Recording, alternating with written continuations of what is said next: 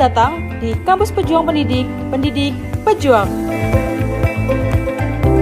Universitas Veteran Bangun Nusantara merupakan institusi pendidikan tinggi yang memiliki motivasi untuk mencetak lulusan yang mandiri, unggul, profesional, berkarakter, dan memiliki nilai-nilai kejuangan.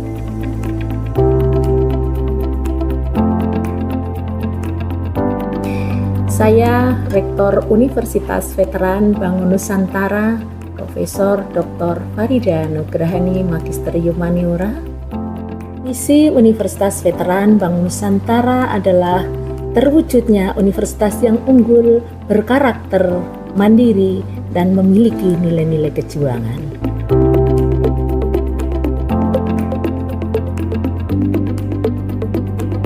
Univet bisa, Univet jaya, Univet unggul luar biasa.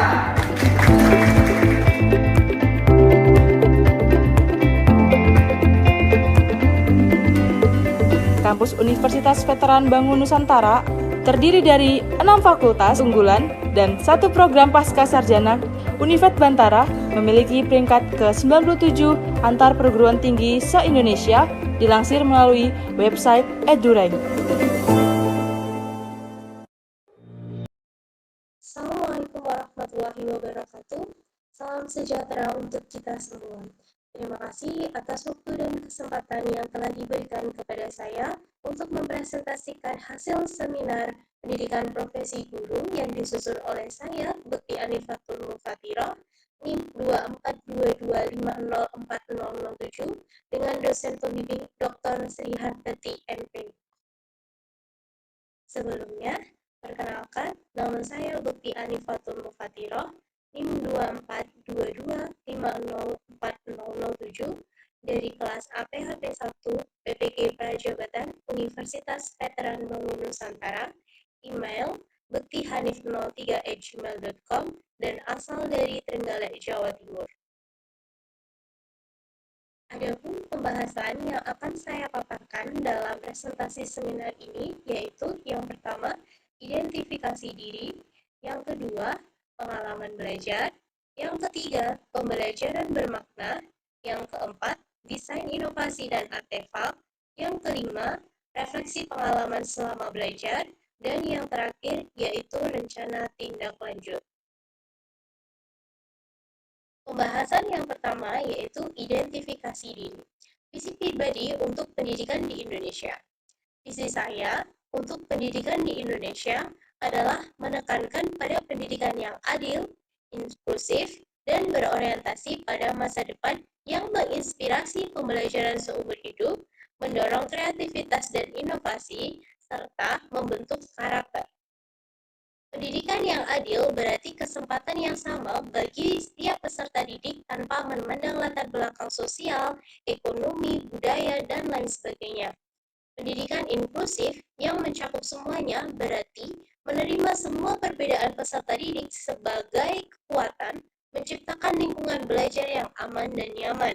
Kemudian, pendidikan yang berorientasi pada masa depan berarti kita sebagai calon pendidik tidak hanya membekali peserta didik pengetahuan masa kini saja, tetapi juga menginspirasi pembelajaran seumur hidup, menumbuhkan daya kritis, memacu kreativitas dan inovasi setiap peserta didik. Selanjutnya yaitu langkah-langkah untuk mencapai visi. Untuk mencapai visi tersebut, terhadap sosok calon guru yang ideal, langkah-langkah yang perlu saya ambil yaitu yang pertama, berfokus pada pengembangan kompetensi guru, seperti kompetensi pedagogi, kompetensi kepribadian, kompetensi sosial, dan kompetensi profesional. Kemudian yang kedua yaitu meningkatkan keterampilan dalam kualitas pendidikan dengan menguasai keterampilan abad 21. Beberapa contoh keterampilan abad 21 yaitu berpikir kritis, pemecahan masalah, kreativitas, kolaborasi, dan komunikasi. Selain itu, saya juga harus meningkatkan keterampilan merancang perangkat pembelajaran dan keterampilan manajemen kelas. Kemudian yang terakhir yaitu mengintegrasikan teknologi ke dalam setiap proses pembelajaran, seperti memanfaatkan teknologi untuk sumber belajar, dan memanfaatkan teknologi untuk melaksanakan asesmen bagi peserta didik. Selanjutnya, yaitu pengalaman belajar selama mengikuti PPG Prajabatan Calon Guru Gelombang 2 tahun 2024 terdiri dari 2 semester. Semester pertama saya belajar 7 mata kuliah, dan pada semester kedua saya belajar 6 mata kuliah. Pada semester 1 yang saya pelajari pertama yaitu Filosofi Pendidikan Indonesia. Pada Filosofi Pendidikan Indonesia, saya belajar mulai dari sejarah pendidikan di Indonesia, dari pendidikan yang membelenggu sampai pendidikan yang memerdekakan. Filosofi Ki Hajar Dewantara tentang pendidikan yang memerdekakan dan berpihak pada peserta didik, serta Pancasila sebagai fondasi pendidikan di Indonesia, sehingga hal-hal ini dapat menjadi acuan bagi saya untuk dapat memahami tujuan dalam mendidik dan melaksanakan pembelajaran yang memerdekakan dan berpihak pada peserta didik sesuai dengan pembelajaran pada abad 21 sehingga dapat menghasilkan peserta didik dengan berkarakter profil pelajar Pancasila. Mata kuliah selanjutnya yaitu mengenai pemahaman tentang peserta didik dan pembelajarannya. Pada mata kuliah ini, saya belajar mulai dari mengenal peserta didik, bagaimana latar belakangnya, perkembangan, dan kesiapan belajarnya, agar pembelajaran berpihak pada peserta didik dengan menggunakan pendekatan berdiferensiasi, pembelajaran yang tanggap budaya atau CRT, pembelajaran yang mengajarkan tanpa membedakan latar budaya peserta didik, serta pembelajaran yang sesuai dengan level atau TARL peserta didik. Selain menyusun rencana pelaksanaan pembelajaran, juga harus membuat asesmen untuk mengukur keberhasilan tujuan pembelajaran. Agar pembelajaran dapat terlaksana, maka adanya lingkungan belajar yang aman dan nyaman bagi peserta didik dengan memperhatikan karakter disiplin positif agar dapat menciptakan peserta didik yang berkualitas. Mata kuliah selanjutnya yaitu pembelajaran berdiferensiasi. Pada mata kuliah ini, saya belajar tentang kebutuhan belajar individu, gaya belajar, dan tingkat kesiapan peserta didik. Dengan pemahaman ini, saya dapat merancang strategi pembelajaran yang lebih responsif dan efektif sesuai dengan keberagaman tersebut. Selain itu, peningkatan pemahaman tersebut juga didukung oleh penerapan aspek-aspek pembelajaran yang beragam, seperti konten atau isi, proses, produk, dan lingkungan belajar. Aspek-aspek ini memberikan dasar yang kuat bagi saya untuk merancang pembelajaran yang sesuai dengan kebutuhan dan karakteristik peserta didik. Peningkatan pemahaman juga didorong oleh refleksi dan evaluasi yang terus-menerus terhadap pembelajaran yang telah dilakukan. Dengan melakukan refleksi ini, saya dapat mengevaluasi keefektifan pembelajaran dan menemukan cara untuk meningkatkan di masa yang akan datang. Selanjutnya yaitu prinsip pengajaran dan asesmen 1. Pada mata kuliah ini, saya mendapatkan banyak pengetahuan baru yang perlu diketahui sebagai calon guru, mulai dari prinsip UBD dalam merancang pembelajaran dan asesmen, jenis-jenis asesmen yang digunakan dalam pembelajaran, pendekatan berdasarkan kemampuan peserta didik atau biasa disebut dengan TARL, dan pembelajaran berbasis budaya atau yang disebut dengan CRT. Selanjutnya yaitu inovasi kejuruan. Pada mata kuliah ini, saya belajar pada topik pertama meletakkan dasar dengan mendefinisikan konsep kreativitas dan inovasi, serta urgensinya dalam pembelajaran kejuruan. Pada topik kedua, saya belajar untuk memperluas wawasan dengan mengenalkan berbagai strategi dan metode untuk menstimulasi kreativitas dan inovasi, serta pentingnya antisipasi resiko dalam prosesnya. Selanjutnya, topik 3 secara spesifik membahas bagaimana kreativitas dan inovasi dapat diintegrasikan langsung ke dalam pembelajaran kejuruan, baik sebagai kompetensi yang diajarkan maupun sebagai alat bantu belajar.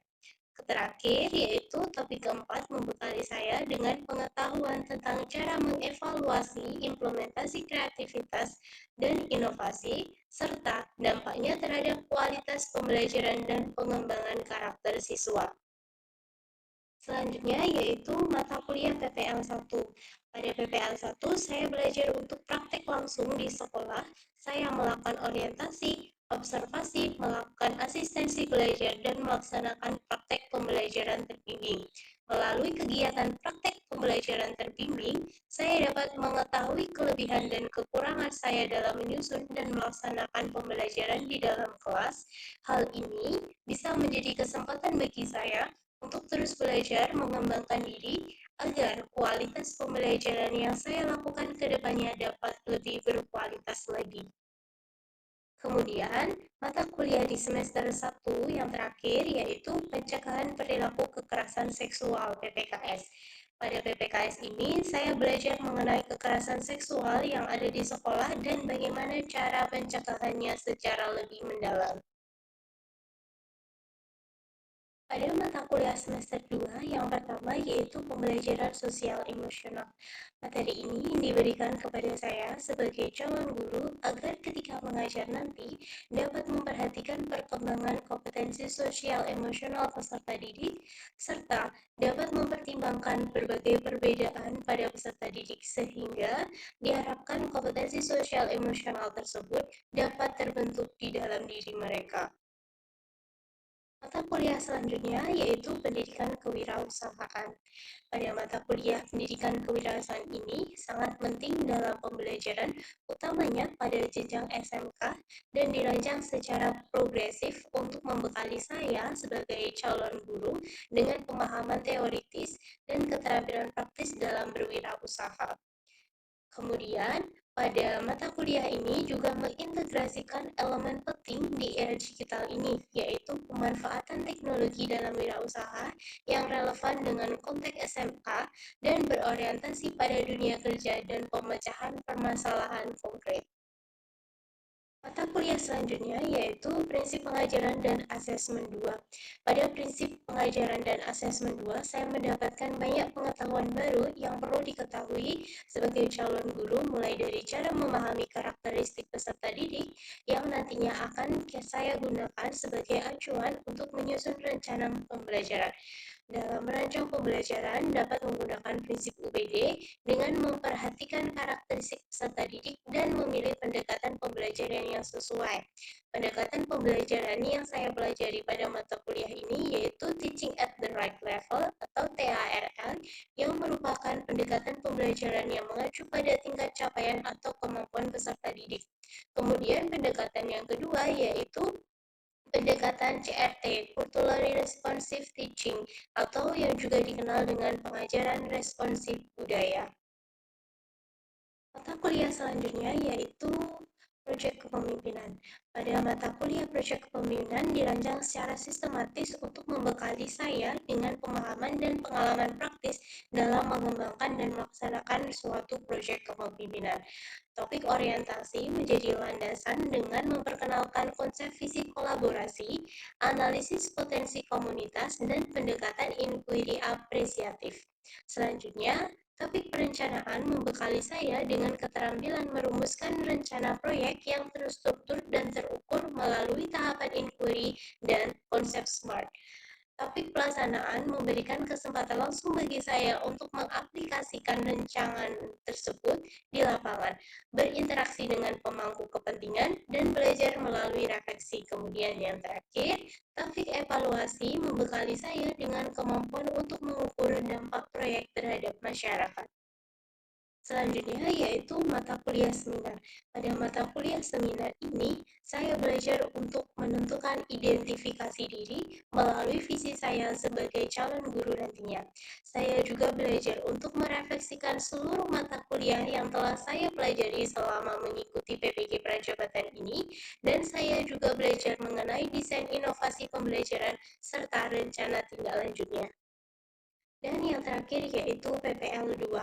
Pada PPL 2, Saya belajar mengenai pengenalan lingkungan sekolah dan karakteristik siswa, hingga praktek mengajar terbimbing dan mandiri yang berulang untuk pematangan keterampilan pedagogi. Selain itu, PPL2 juga memberikan kesempatan untuk memahami aspek non-mengajar melalui keterlibatan dalam administrasi sekolah, serta melatih kemampuan untuk melakukan asesmen dan uji kompetensi. Puncak dari PPL ini yaitu refleksi mendalam dan perencanaan inovasi pembelajaran yang mendorong saya untuk mengintegrasikan seluruh pengalaman belajar menjadi bekal guru profesional yang adaptif dan mampu mengembangkan kualitas pendidikan kejuruan. Pembahasan selanjutnya yaitu pembelajaran bermakna. Pembelajaran bermakna yang saya pilih yaitu inovasi kejuruan, utamanya pada topik 3, yaitu penerapan kreativitas dan inovasi pada pembelajaran kejuruan.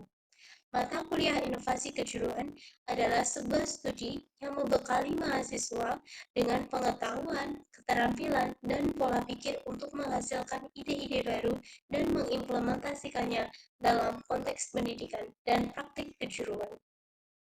Pada mata kuliah inovasi kejuruan, terdapat 4 topik yang saya pelajari, yaitu yang pertama, topik 1, berupa konsep dasar kreativitas dan inovasi. Topik 2 berupa strategi, metode, dan antisipasi resiko kreativitas dan inovasi. Kemudian topik 3 yaitu penerapan kreativitas dan inovasi pada pembelajaran kejuruan. Kemudian yang terakhir, yang keempat, yaitu evaluasi kreativitas dan inovasi pada pembelajaran kejuruan. Topik pertama yaitu konsep dasar kreativitas dan inovasi. Kreativitas dapat diartikan sebagai kemampuan untuk melihat dunia dengan sudut pandang yang berbeda dan menghubungkan ide-ide yang sebelumnya tidak terkait sehingga menciptakan sesuatu yang unik dan berbeda. Sedangkan inovasi adalah hasil pemikiran, penelitian, pengembangan, pengkajian, dan atau penerapan yang mengandung unsur kebaruan dan telah diterapkan serta memberikan kemanfaatan ekonomi dan atau sosial. Pada topik yang kedua, yaitu strategi, metode, dan antisipasi risiko kreativitas dan inovasi. Metode dan strategi adalah dua konsep yang berbeda dalam konteks inovasi dan kreativitas. Metode merupakan cara atau teknik tertentu untuk mencapai tujuan atau hasil yang diinginkan, sedangkan strategi lebih merupakan rencana keseluruhan untuk mencapai tujuan atau hasil tertentu. Beberapa contoh strategi yaitu strategi open innovation, strategi closed innovation, dan strategi crowdsourcing. Beberapa contoh metode yaitu design thinking, six thinking hats, project-based learning, STEAM, Scamper. Beberapa metode untuk antisipasi resiko yang dapat digunakan seperti risk management plan, prototype, benchmarking, pilot testing, dan analisis SWOT. Kemudian, topik 3 berupa penerapan kreativitas dan inovasi pada pembelajaran kejuruan. Penerapan kreativitas dan inovasi pada pembelajaran kejuruan dapat dirancang menjadi substansi kompetensi yang diajarkan kepada peserta didik atau dapat pula dijadikan tools pembelajaran yang dirancang sebagai model atau strategi pembelajaran dan atau media pembelajaran. Pada topik 3, saya belajar bahwa kreativitas dan inovasi menjadi salah satu kompetensi yang harus dikuasai oleh peserta didik, terutama di sekolah menengah kejuruan yang tujuan utama menghasilkan lulusan yang memasuki dunia kerja, baik bekerja pada pihak lain atau bekerja membangun usaha mandiri atau berwirausaha. Kemudian pada topik 4 yaitu evaluasi kreativitas dan inovasi pada pembelajaran kejuruan. Implementasi kreativitas dan inovasi pada pembelajaran kejuruan memiliki manfaat ganda, yaitu di satu sisi diharapkan akan meningkatkan kualitas pembelajaran menjadi lebih efektif dan efisien, di sisi lain secara tidak langsung akan berdampak positif terhadap mengembangkan karakter kreatif inovatif pada diri setiap peserta didik. Pengukuran dampak kreativitas dan inovasi pada pembelajaran kejuruan perlu dilakukan secara berkala untuk mengevaluasi efektivitas pembelajaran. Selanjutnya yaitu artefak inovasi kejuruan. Pembelajaran bermakna yang saya pilih yaitu mata kuliah inovasi kejuruan, khususnya pada topik 3, yaitu penerapan kreativitas dan inovasi pada pembelajaran kejuruan. Artefak yang saya gunakan yaitu rencana pembelajaran pada T3.3 ruang kolaborasi. Pada tugas ini, saya belajar untuk merancang perangkat pembelajaran yang berisi tujuan utama, tujuan khusus pembelajaran, materi pembelajaran yang akan saya gunakan, serta model pembelajaran yang akan saya gunakan ketika saya akan mengajar di suatu kelas. Artefak tersebut dapat dilihat pada link yang telah disediakan. Pembahasan selanjutnya yaitu desain inovasi pembelajaran. Desain inovasi pembelajaran yang saya pilih yaitu implementasi problem-based learning, berbantuan simulasi mini industri pangan, dan kuis interaktif Zip Quiz untuk meningkatkan hasil belajar. Desain inovasi ini saya ambil dari topik 3, yaitu penerapan kreativitas dan inovasi pada pembelajaran kejuruan mata kuliah inovasi kejuruan dengan menyesuaikan kondisi lingkungan peserta didik kelas 10 APHP 3 di SMK Negeri 1 Mojosongo Boyolali. Adapun artefak yang akan tertera yaitu modul ajar, bahan dan media ajar, lembar kerja peserta didik, dan video pembelajaran kegiatan pembelajaran yang telah saya lakukan. Selanjutnya yaitu artefak-artefak desain inovasi pembelajaran yang telah saya lakukan. Yang pertama yaitu modul ajar. Materi perangkat pembelajaran yang disusun adalah dasar-dasar agri-teknologi pengolahan hasil pertanian, elemen teknik dasar pengolahan hasil pertanian pada bagian Good Manufacturing Practice atau GMP. Kemudian selanjutnya yaitu lembar kerja peserta didik. LKPD sesuai dengan kelompok simulasi mini yang telah dilakukan, peserta didik melakukan simulasi sesuai dengan instruksi yang terdapat pada LKPD. Adapun artefak dapat dilihat pada link yang telah tersedia di layar PPT. Artefak selanjutnya yaitu video pembelajaran yang saya lakukan di kelas. Video pembelajaran yang menggunakan desain inovasi pembelajaran di kelas 10 APHP 3. Kemudian selanjutnya yaitu bahan dan media ajar. Bahan ajar yang saya gunakan yaitu Good Manufacturing Practice atau GMP pada bagian hygiene dan sanitasi. Media ajar yang saya gunakan yaitu PPT presentasi. Adapun link artefak dapat tersedia pada kode QR yang ada di PPT. Selanjutnya, desain pembelajaran yang saya lakukan yaitu kuis interaktif Zip Quiz. Zip Quiz adalah platform EdTech teknologi edukasi yang memungkinkan pengguna untuk membuat dan memainkan kuis interaktif. Platform ini dirancang untuk meningkatkan minat dan motivasi peserta didik dalam belajar dengan cara yang menyenangkan dan kompetitif. Zip Quiz juga menyediakan berbagai fitur seperti peta interaktif, avatar, dan papan skor untuk meningkatkan keterlibatan siswa dalam pembelajarannya. Pada kuis ini bertujuan untuk meningkatkan keaktifan peserta didik dalam setiap proses pembelajaran yang akan dilaksanakan di kelas. Selanjutnya yaitu refleksi pengalaman selama belajar. Setelah mengikuti serangkaian refleksi pengalaman belajar, saya menyadari bahwa pendidikan di Indonesia seharusnya lebih berpusat pada peserta didik atau student-centered learning. Pendidikan seharusnya tidak lagi hanya tentang guru yang menyampaikan informasi secara satu arah, namun lebih menekankan pada peran aktif peserta didik dalam proses pembelajaran. Guru berperan sebagai fasilitator, pembimbing, dan pendukung yang membantu peserta didik membangun pengetahuan dan keterampilan mereka sendiri. Kemudian yang kedua yaitu mengembangkan kemampuan berpikir kritis.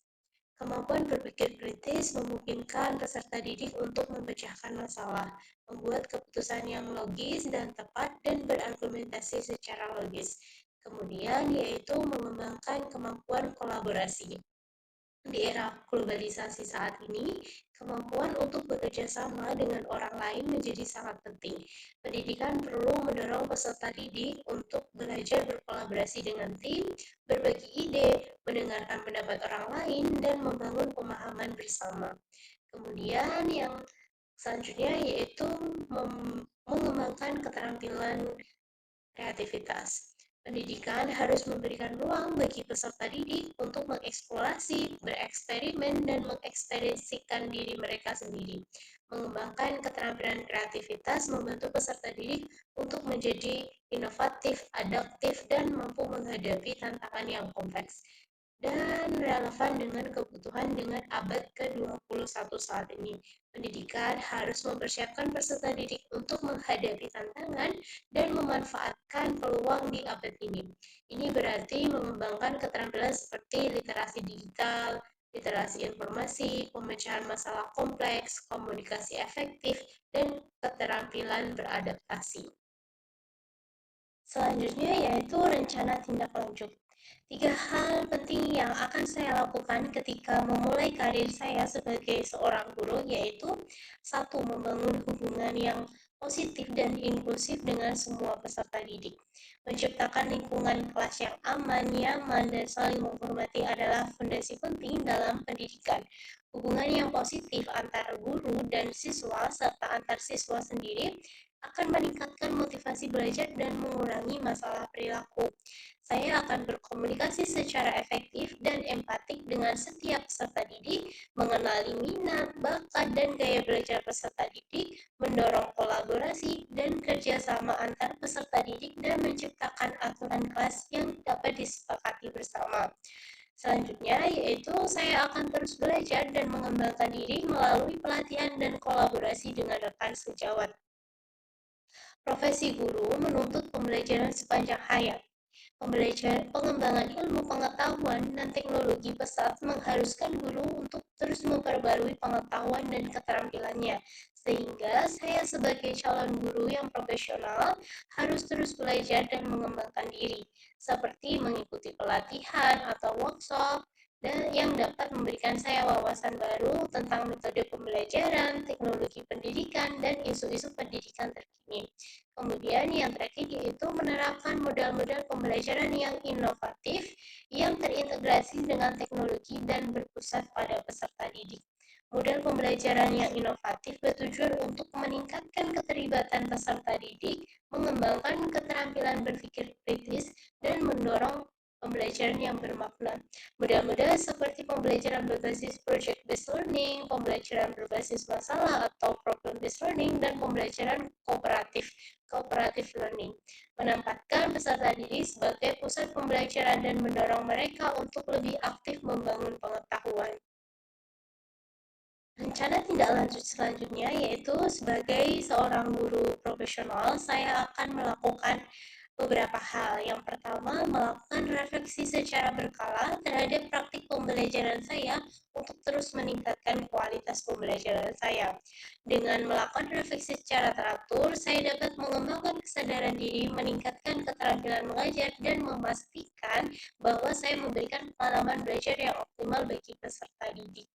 Kemudian yang kedua yaitu mengintegrasikan teknologi secara efektif dalam pembelajaran untuk meningkatkan keterlibatan peserta didik.